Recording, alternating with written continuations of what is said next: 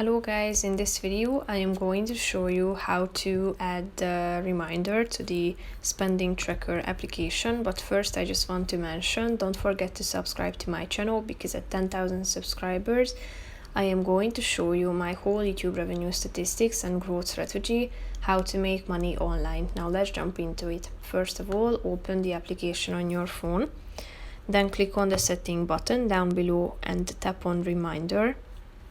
Click on this button at the bottom of the screen, add reminder, then you should type in the reminder text, and after typing it in you should select the time when you would like to receive a notification or a reminder and click on the button confirm. So here you will be able to find your set reminder. You can add as many as you would like to. So that's pretty much it for this video guys. See you in the next one. Bye bye.